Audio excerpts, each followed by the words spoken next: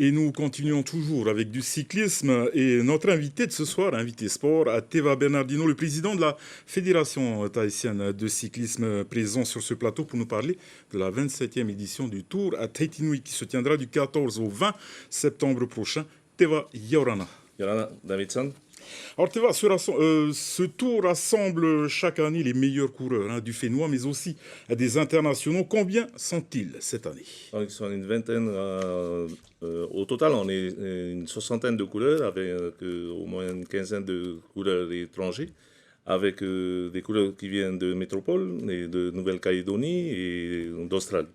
Donc, la plupart sont nos coureurs locaux qui sont, à mon sens, bien préparés cette année, puisqu'on voit sur nos courses du calendrier fédéral où on voit des moyennes qui frisent les 40 km/h.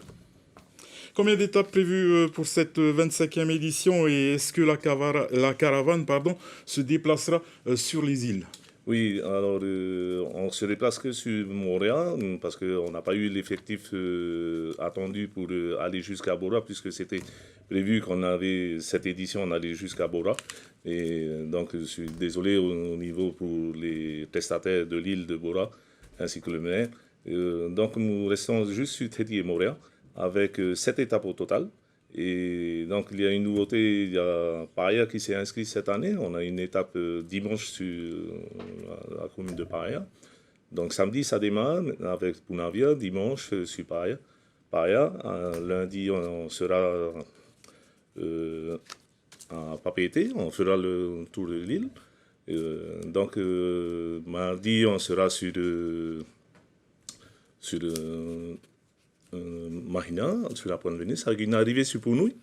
Donc là, il y a... C'est l'une des épreuves les plus difficiles, l'une des étapes les plus difficiles de ce tour. Comme on sera sur la côte Est, elle sera courte, mais elle sera beaucoup plus nerveuse, avec une arrivée en côte.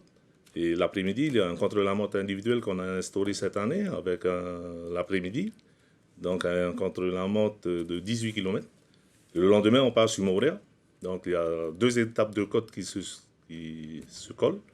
Et de retour de Montréal, on part. Il y a une autre étape sur Punui, sur Paurani, en terminant le vendredi par le critérium qu'on a l'habitude de tourner sur notre frontman.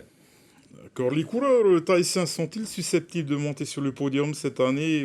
Est-ce que vous pensez à quelqu'un en particulier? Oui, je pense qu'il y a beaucoup de coureurs locaux qui pourraient prétendre au maillot jaune. Il y a des Teva Poulain, des Heiari Manute, Thomas Lorey, et d'autres coureurs d'autres clubs, des Manari.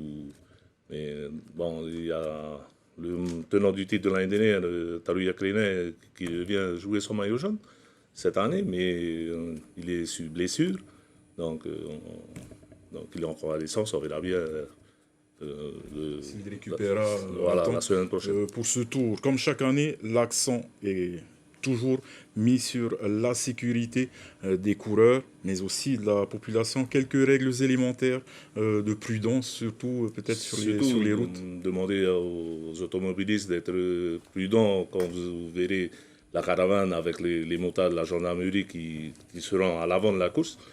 Et donc, si vous pouvez se mettre de côté pour pouvoir respecter à ce que la course se déroule très bien avec toute la caravane, afin qu'on n'ait pas des accidents lors de ce tour.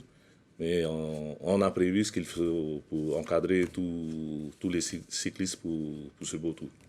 Merci beaucoup Teva d'être venu sur ce plateau. Je vous rappelle que cet événement se tiendra du 14 au 20 septembre autour de Tahiti, mais aussi sur l'île Sœur.